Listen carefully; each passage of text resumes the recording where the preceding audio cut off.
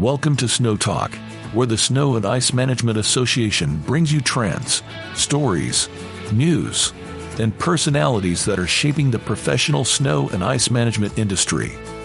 This season of Snow Talk is sponsored by Western, Fisher, and SnowX, so settle in and let's talk snow. When plowing is your profession, it's up to you to keep the world moving through winter's worst. Less time worrying about your equipment is more time for clearing lots. So we'll cut to the chase. Only Western builds efficiency into every feature of our plows and spreaders.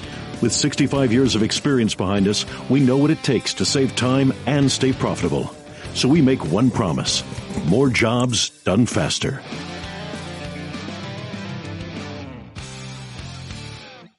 Welcome back to another episode of CIMA's podcast, Snow Talk. My name is Amanda Press, Manager here at CIMA, and I'm thrilled that you're joining us for our episode today. Thank you all for taking some time with us.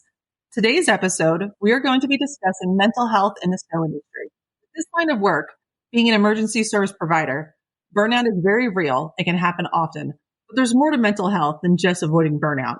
I'm thrilled today to be joined by two industry leaders, Angela Cenzalli from B Mentors Consulting and Wellness Group, and Jenny Girard from the Integra Group. Thank you both for being here and sharing your knowledge and experience. Welcome to Snow Talk, Jenny and Angela. Before we dive into our topic, can you please give us a little background on yourselves and your experience in the snow industry and what you're currently working on? Absolutely. I'll go first here. My name's Jenny Girard, and I'm with the Integra Group. And I've been in this industry for a little over 15 years now. And I like diving into different things. So I've worked everywhere from theme parks to botanical gardens, and I have a big emphasis in my background for plant science. But I grew up in Buffalo, New York. So a part of landscape is snow, and I've seen my fair share of a blizzard or two. And I just recently transitioned over to working with Boss Software with the Integra Group, and I'm enjoying a different side of the industry at this point in my career. Nice. What a great background. Thanks, Jenny. How about you, Angela?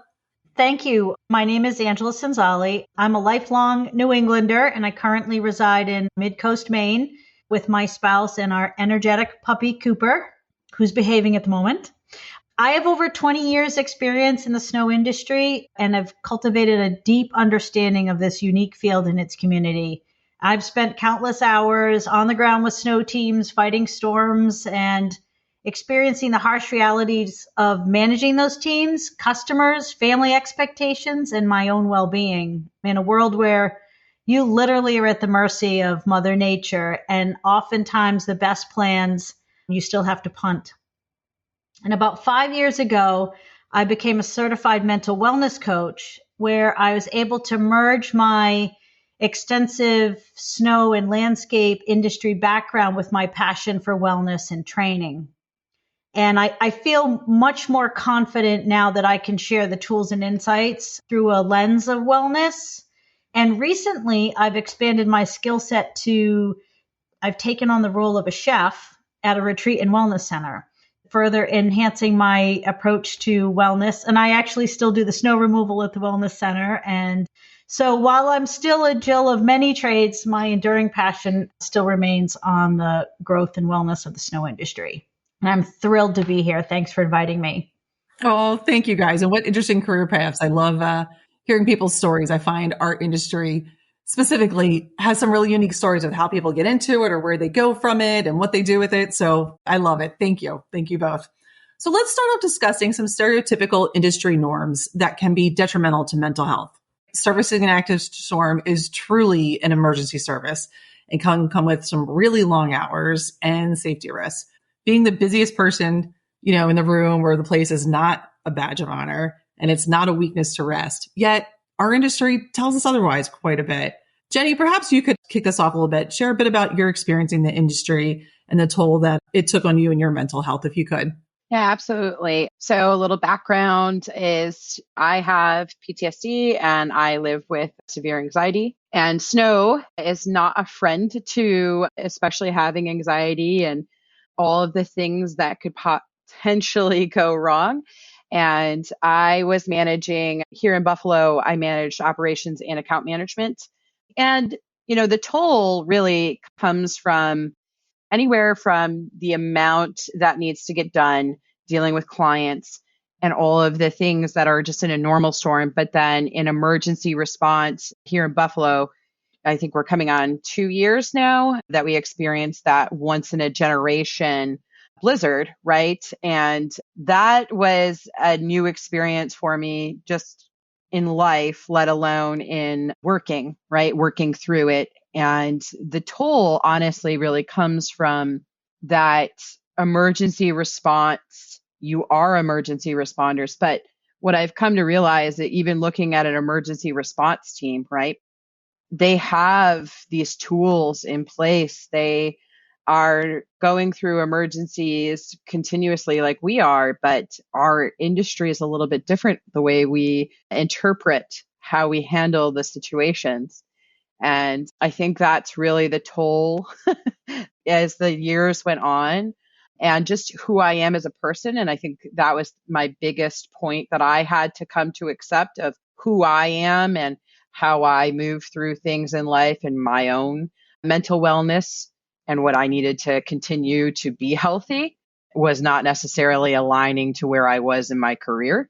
And a big change in decision making on what I needed to do to ensure that I was continuing to be healthy.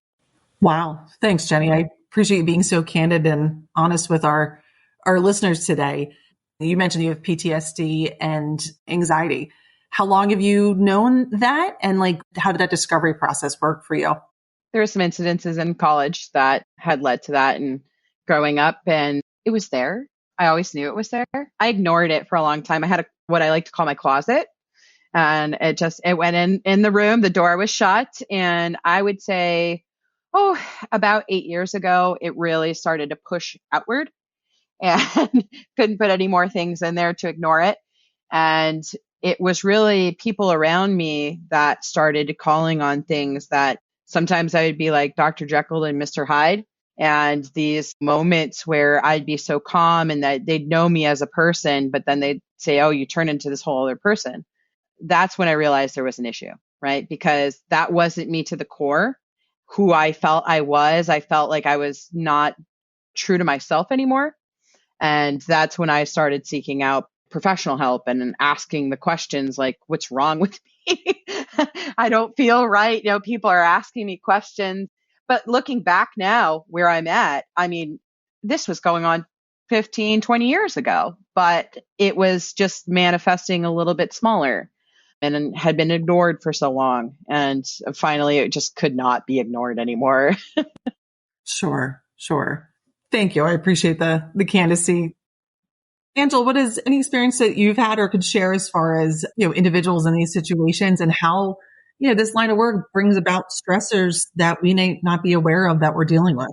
Yeah, absolutely. And, Jenny, thank you for being so candid because I can relate to having, what I now understand as anxiety.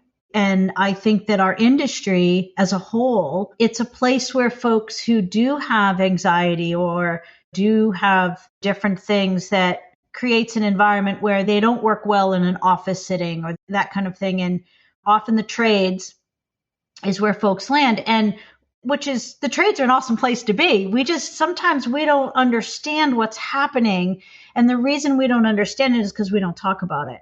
And so I didn't understand when the minute I'd know a storm was coming, I'd start to feel like all topsy-turvy and weird. And then the minute I'd see a snowflake, I'd start heart palpitations. I didn't know what this was because I didn't know I had anxiousness and things like that, and certainly weren't going to talk about it. And Amanda, your first question was our industry and this sort of badge of honor. And when I got serious about talking about wellness in the workplace was because, and I was part of the culture, we had bragging rights. It was all about the number of hours we worked and how little sleep we got. I mean, we were standing around being like, yeah, I just worked a 35-hour storm and I only took 10 minutes. And this whole idea that rest and sleep wasn't required, living on nicotine and caffeine and fast food. And our industry is encouraging this kind of behavior, because it was a sign of weakness if we were like, I need a break. I need to rest. I need some sleep. Yeah, that the notion that you're weak or you're not tough if you can't do the 23-hour long storm in a row or straight, or I remember multiple times having cots set up in breaks rooms so people come back and get some sleep, or they're in the lobby area crashed out on the office sofa, or they're sound asleep in their truck or setting timers. And it's you combine that with very dangerous conditions and very heavy machinery, it gets real scary real quick. Yeah, absolutely. And personal story for me is that when I really got awakened to this, because I was putting up with one of my job sites had hundreds of homes. So we sort of all reported there and we didn't go anywhere. So we provided food and all kinds of things, and giant storm. And I remember sleeping in their clubhouse for 2 nights in a row on a sofa in the dark. There was no electricity, that's absolutely unheard of in other industries. What I've heard recently, medical professionals that are reporting to a hospital during a hurricane season and they're encamped in. It's that type of situation often. Exactly. But we're just not seen as first responders. We don't have that same, the way those first responders get around is because we're out there clearing the roads so they can get where they need to go. And my eyes were opened once. I can honestly say in my life, I have never, ever put myself in a position of driving while intoxicated. Never. Except after a snowstorm, I sent everyone home. I don't even know how many hours this was, 30, 40 hours. I have no idea. I sent everyone home and I was the last person to leave the job site. And I got in my car and I was all wide awake. And I had about a 20-minute drive home, all highway. And about 10 minutes in, I realized that I had no business being in my car. I had the windows open. I was I was praying to God that I got home okay. It was the worst feeling I have ever had. And I made it home safely. And then my crew called me a couple hours into, I maybe had 2-3 hours sleep, something like that. And I got up and I answered the phone and I was all disoriented and I was slurring my words. I couldn't communicate. It was like I was absolutely drunk, and it was simply sleep deprivation. I didn't understand that when the adrenaline fell off, that's what took over. And from that point forward, I made a promise that I would change the way we treat our employees, the way I would treat myself. It was just absolutely scary. And I was like, I'm doing this to my crew too. I'm encouraging this. I'm participating in it and I'm encouraging it. And that's when I was like, this has to change. We can't do this. This isn't right. This is unsafe. And so wellness to me became part of a safety program. It's not something that's extra or things that we kind of get to when we have time. For me, it became a mandatory because I was literally putting my life at risk trying to get home, and which I then knew I was doing the exact same thing to my staff.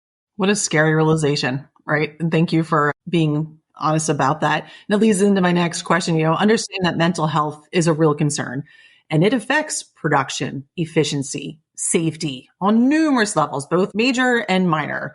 Angela, how can mental health be brought into a company's culture? Any advice or tips that you can share? And Jenny, I'll ask you the same thing next. What can individuals do to make their companies more mental health awareness toward their employees and their staff?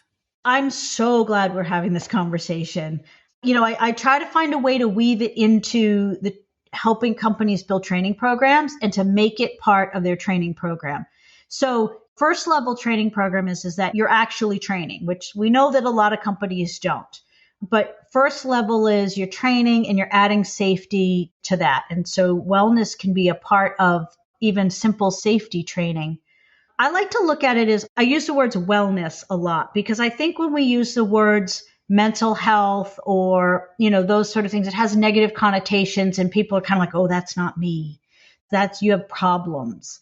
And so the reality of it is that when we focus on wellness and we focus on vigor and we focus on stress resilience, now we're really looking at the total package. And one of the easiest ways to incorporate this into your program is to begin to use the words wellness and to create a culture of communication. So part of that is that we can't just sort of drop in and say, we're going to talk about wellness today and we're going to take rests and we're going to take breaks and whatever. You have to sort of change that culture. And changing that culture is where you create communication that then builds trust. When you build trust with your teams, then they know that there's no repercussions if they say, I need a break. Or, look, I'm all in, but I need to get X rest. Or, I'm all in, except I don't want to miss my son's 2-year birthday. So these kinds of things, because family commitments, taking care of ourselves, eating right. I mean, companies can just provide healthy snacks readily available to them, like peanuts and protein and bananas and things like that, not energy drinks and coffee. And there's some really, really simple ways to get it into a company and to begin to create a culture of wellness. But it has to start with communication. It has to start with building trust, two-way trust. And that's also, too, as managers opening up and being, we put on this facade that life is great. And in the meantime, our wives and our husbands are screaming and yelling at us or locking us out of our houses or not talking to us or all these other kinds of things because they don't understand, because we don't communicate at work and we're not communicating at home. So while I was helping build that branch, we had a lot of different new people coming in. And then I was also part of doing the whole strategic coordination for the entire corporation. And it was interesting. We had 2 different dynamics because there was the people that just came in and then the people that had grown with the company for 10, 15, 20 years. And this mentality was really embedded. And then you had these other people. And what I learned, it was kind of almost an experiment, right? Because what I did, these were all new. They didn't know any different versus the existing teams. And one of the major differences, and Angela called on it, it's as a leader, I was the example. My other leaders that were in the part of the team, they were the example. And there is no pass go. Oh, I'm glad you can work 20 hours, but that's not what we do here. Well, what do you mean I'm only going to work a 12-hour shift? Don't worry, there's plenty of snow. It's Buffalo. Just relax. We'll go back to work after 12 hours. And listen, if it's done snowing, we have cleanup. We have all of these things. And so what I started to realize, especially in the snow industry, is because sometimes there could be such long stretches between events, there's other concerning factors such as financials. And so talking them through that, understanding why are we concerned about working 20 hours? Why do you want to pull a 30-hour shift? Why do you want to do these things? And understanding that portion. And then at the same time, saying no, saying this isn't safe. This isn't safe for you. This isn't safe for me. This isn't safe for the team or our clients. So the other part too was being open and honest. Every single part of my team knew did they know every single concern that was going on in my brain? No, I probably scare some people off. But they knew when I wasn't having a good day because I'd say, you know what, guys, I need you today. I'm not here. I've got a lot of things going on, or I have this. And it's the best example I can give is when my mom passed away, I wasn't there for a good stretch. And I told the team was aware. I said, I'm going to need your support. I appreciate you guys. Thank you for being here, but I need that because I'm not here. And they understood. And that having something as simple as that conversation, but even having that conversation can be difficult for folks because they feel that they are letting a team down. They're feeling like they have a weakness in sharing that. But for me, that's why I love having this conversation today. No one would judge you if you broke your arm and you had a bone sticking out and said, I need to go to the hospital. I need to get this cast put on because this is clearly not working correctly, right? We can't go walking around with the broken bone sticking out. No one would say bat two eyes. No one, but that's the same thing. What I've noticed a lot with mental wellness, it's a lot of internalized thoughts of feeling isolated and alone and that you don't want to share this, or maybe you're embarrassed, whatever it might be. But there are a lot of folks that are in the same boat. We all have broken arms at some point. We all got to put a cast on and we got to move forward. And those injuries, physical injuries happen too often. And that's comes with life and with this work. But that vulnerability, that mental, right? Do you want someone that's distracted and mentally not at the top of their game, operating a heavy piece of machinery in a public space on icy conditions? I mean, it's just a recipe for disaster for sure. So I think there's some great takeaway. One of the things as managers is that the crew is worrying about a level of, I don't want to break the equipment. I want to get the job done. But our brains are worrying about all the things that can go wrong in every aspect of what we're doing in the moment.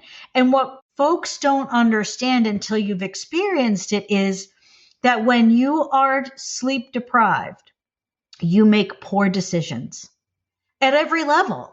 We become poor communicators. We make bad decisions.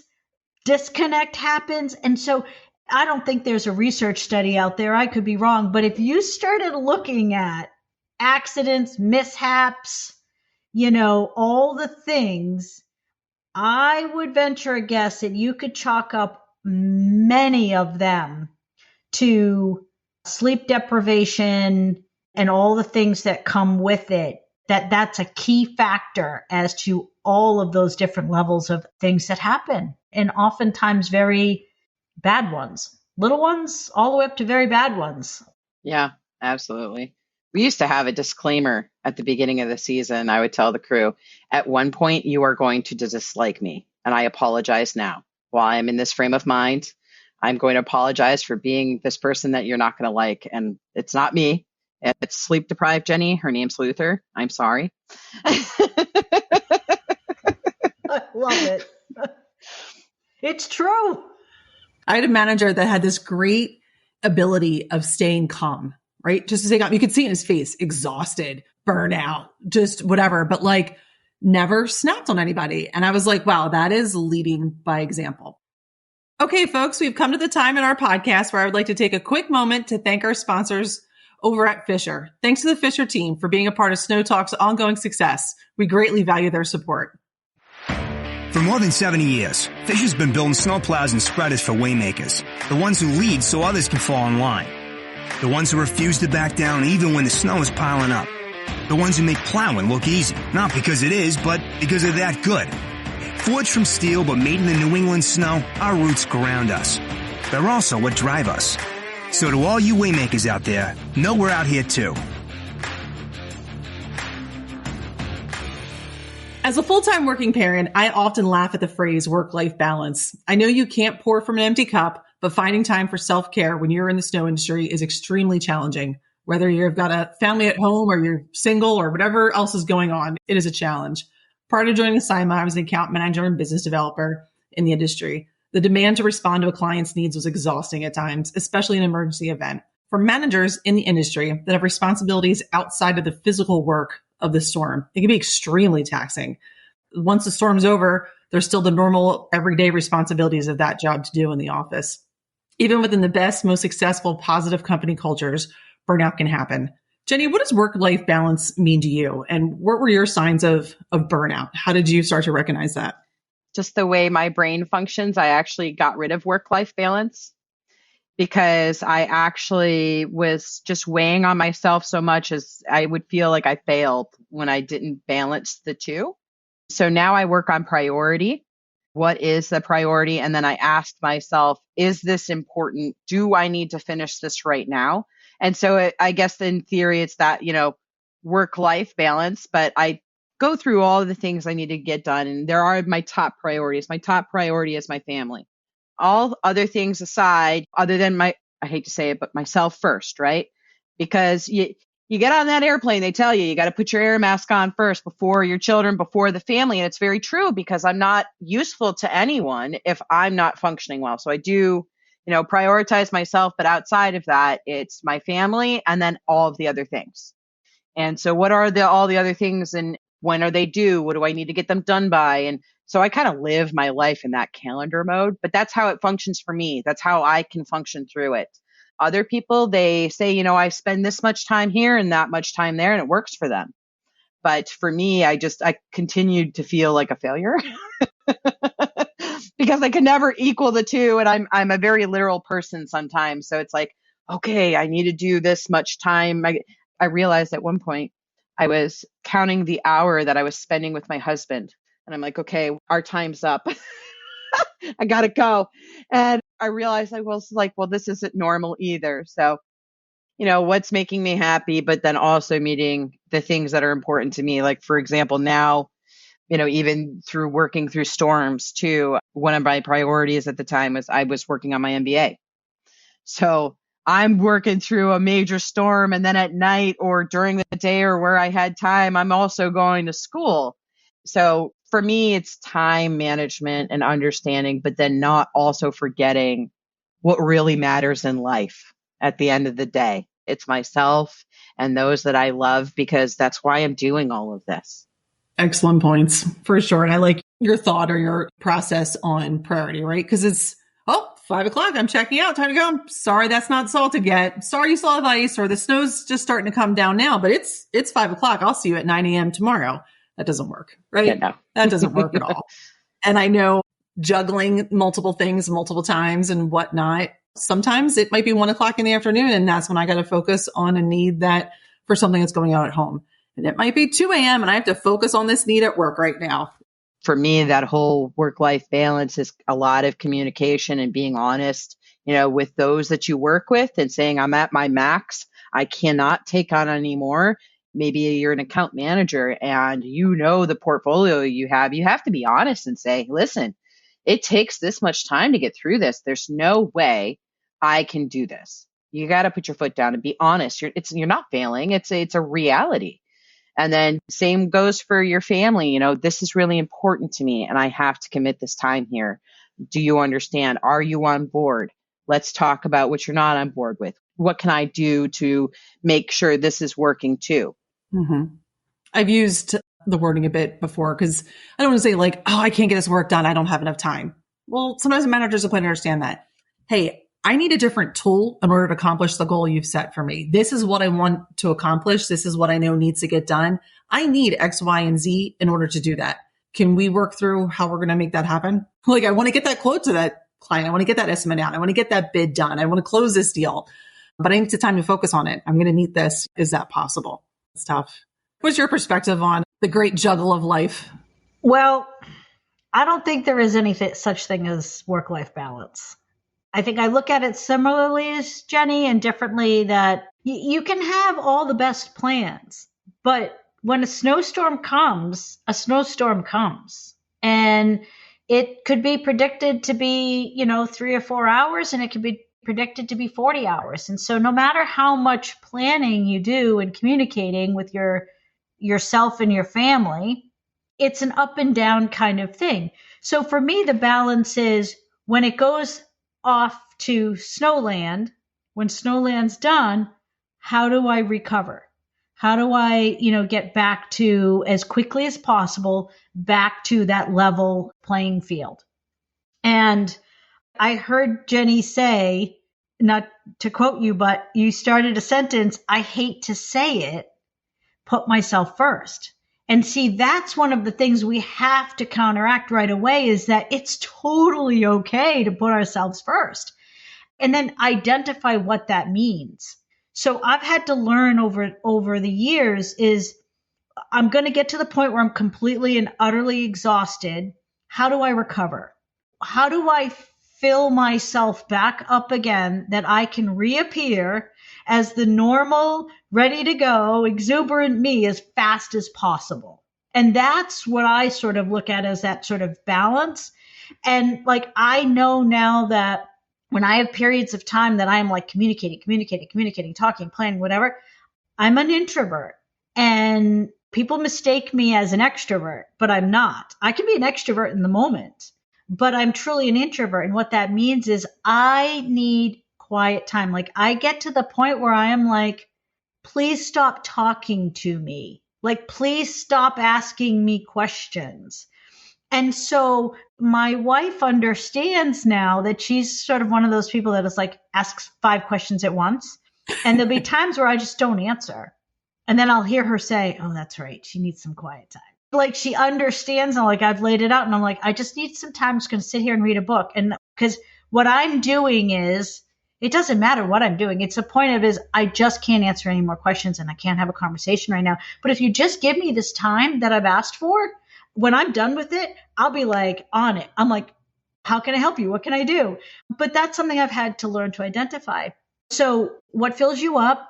What is it that recharges your batteries? Identify that, understand it. Is it that you need to be outside? Like some people, even if you think about it and you're like, we've been outside for 30 hours, snow. But then one of my favorite guys, his way of filling his cup up was he would go sit in a deer stand. He didn't often do anything more than sit in the deer stand, but that was his way. He could run a snowstorm forever. But then what did he want to do? He wanted to go back outside and he wanted to go sit in his tree stand. That's how he filled his cup. Or some people binge watch TV. Some people go for a run. But you have to know what it is that fills your cup up, because the storm depletes it. It just does. I used to have this plan of no matter the crazy time, the day that I would get home, your instinct is I got to go to bed. But that didn't actually help my circadian rhythm. So I would stay up as long as I could and get as close to dark as I could. So 4, 5, 6, and then go to bed, because you can't actually catch up on sleep. So you figure out, what works. And then the last thing I want to say about the work-life balance is personal relationships. We as managers, when we're managing snow events, it can be very frustrating for the person or persons at home, because sometimes no matter what we've planned, we still have to miss something or miss out on things or walk out on things, that kind of thing. And even with the best communication, it's frustrating for them. So an understanding on our part of what they're experiencing, that it's not all about us and what's happening, but that we also have someone in our lives that understands what we do. And I've been in the position of trying to clearly communicate and trying to do my job, but have zero support at home. Zero. Like absolutely zero. And that's an equation that's going to fail every time, right? Absolutely. And the recognition that there are men and women that work for us that have that similar situation. And so how do we support them without calling them out, without, they don't even know how to talk about what's going on at home. But we have to have that awareness that you have to have a strong relationship, or at least one that's at least tries to understand what our lives are like, but that we understand what their lives are like when we're not there. That's a really, really big part of finding that, whatever that balance looks like. So excellent point and a good segue. One of my questions I have for the two of you, and Angela, you started to touch on this, is as a leader, we talked about leading by example, and that makes a big difference for sure, right? If you're nonstop and burning at both ends, your team's going to think that's expected as well too. But what are some signs that managers could see in their crews or their people or their team that is starting to crumble, right? If someone's not speaking up and saying it point blank to you, what are some other telltale signs or some red flags that managers and team members that care should be aware of? That's a great question. We talk about burnout and we talk about fatigue and stress. So we can't eliminate the stress. That's just going to be, it's part of the industry. It's going to be there, but it's how we react to the stress, how resilient we are. And the signs, some easy signs to see are disengagement.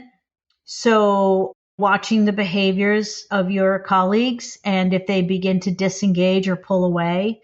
And I don't mean like right after a storm. I mean, we're all in a weird place after that. But if you're observant and listen to the language they're using, they're often telling you what's happening without telling you.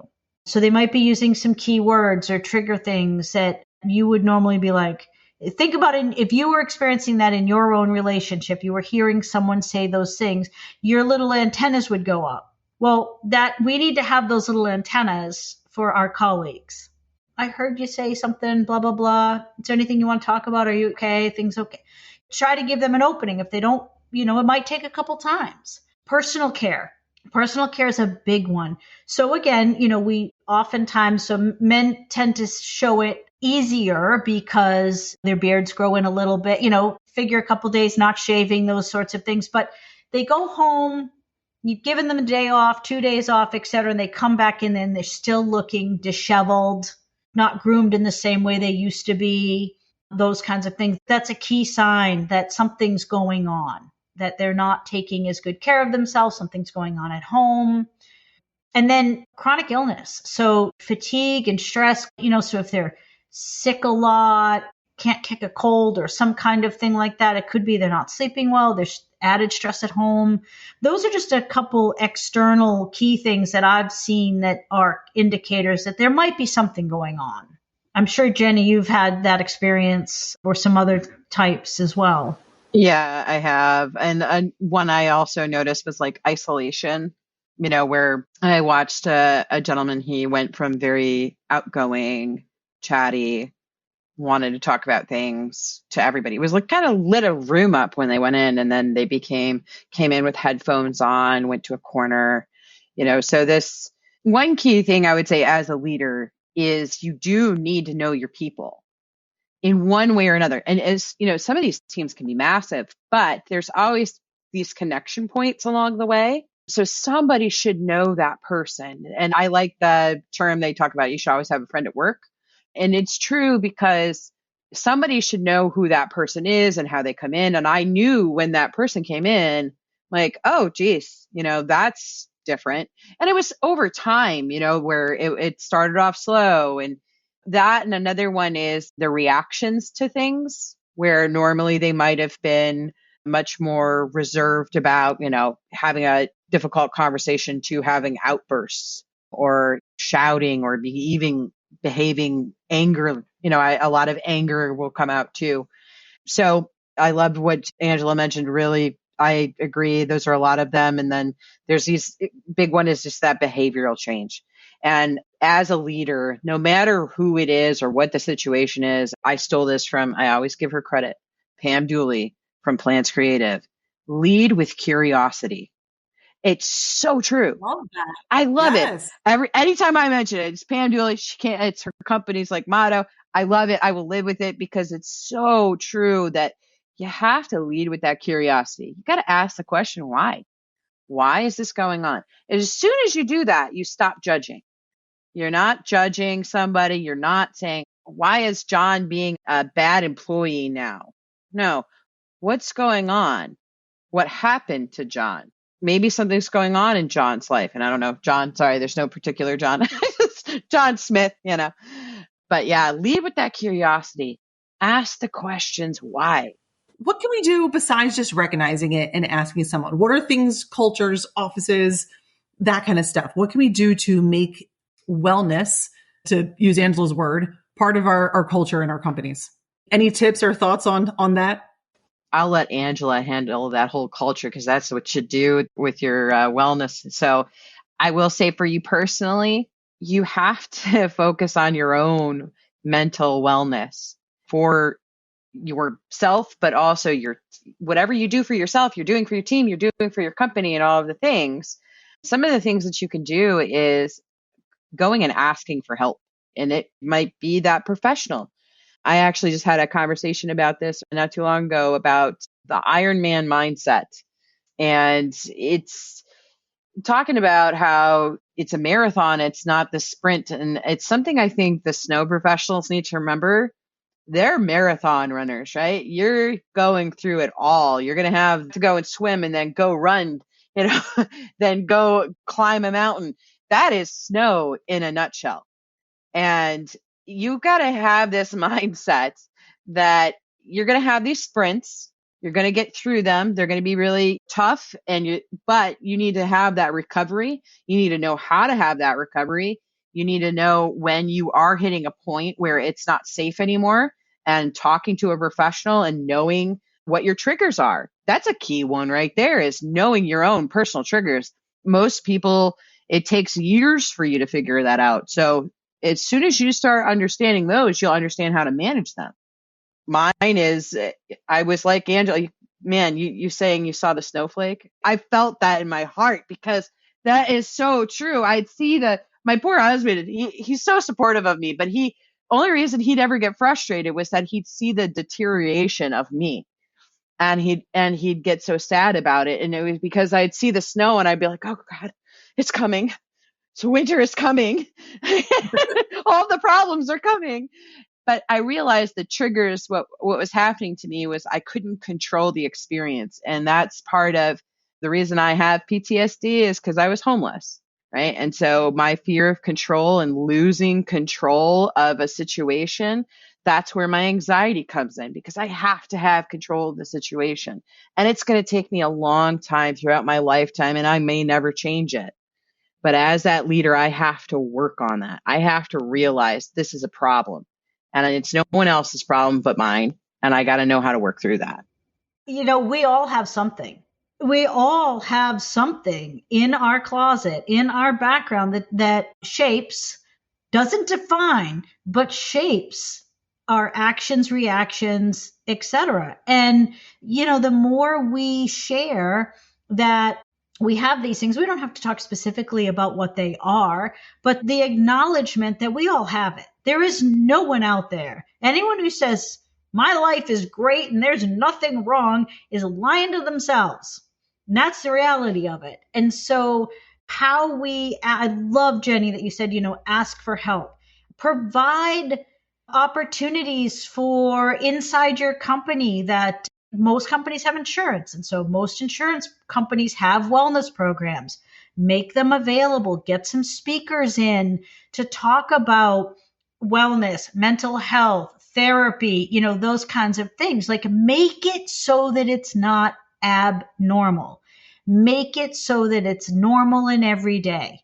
I was in therapy for 30 years, off and on with blessed for the same therapist, because stuff happened in my childhood. We all have stuff. And then, how we work at it, and life changes and how we react to it. But the company, back to the company culture itself, this is where owners and key managers have the power, because they can influence the turns that their company takes. And what I mean by that is, right from the get-go, when a new employee comes in, you train them, you teach them, here's the kind of clothing you need, whether you provide it or not. Share with them, this is the kind of socks you need, this is the kind of layers you need, this is the kind of, because they don't know. You know, but they don't know. What's the first thing that makes a snow employee miserable? The cold, not being prepared, not having an understanding of what a snowstorm really looks like, being good communicators. When we provide food, provide them good food, provide them nutritious food. You're having a company outing? Okay, the easy thing is get pizza and wings. Well, you know what? They can get that every day. So get them some broccoli and chicken and yummy food, and don't make it weird. Make it delicious and make it part of your culture that this is how we eat well. This is how we eat well before a storm. This is how we eat during a storm. Provide them food, provide them water, provide them all those kinds of things. The company needs to be the leader. I don't want to spend the money on that. Well, guess what? The little bit of money that you spend on feeding your people and making sure they have dry clothes and dry environments and all those good things outweighs having to find new employees, having accidents, all these kinds of things. As you can tell, I am super passionate about this, because I believe that when you train your employees and you include this wellness piece to it, You are creating a retention program.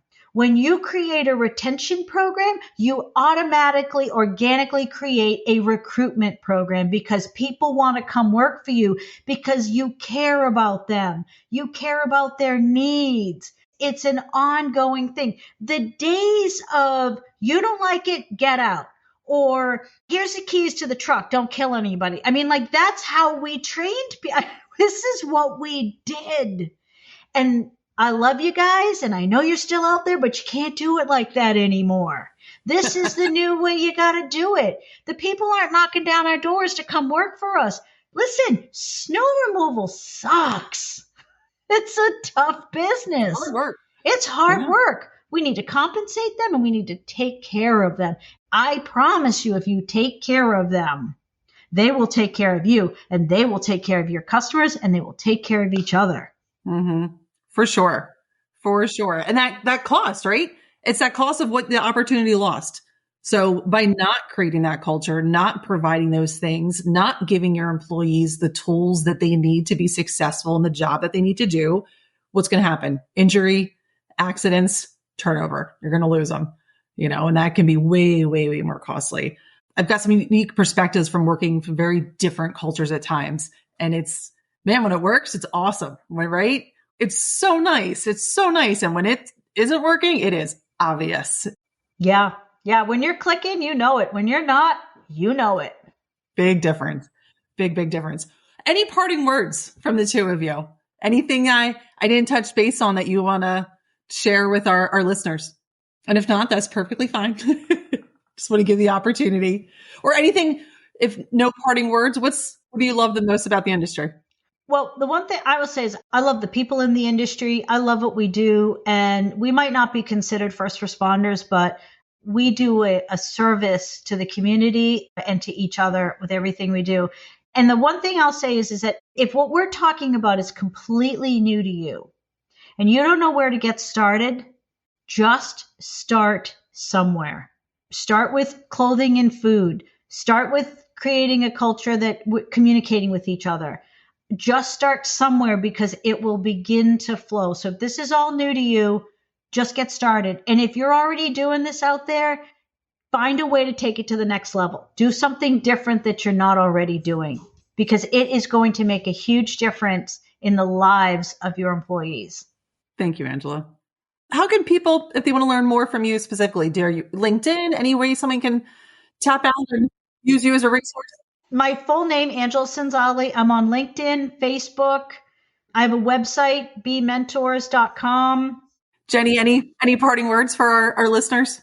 I will go back to that. Be curious, right? You have to be curious with your people, with yourself, and also be kind.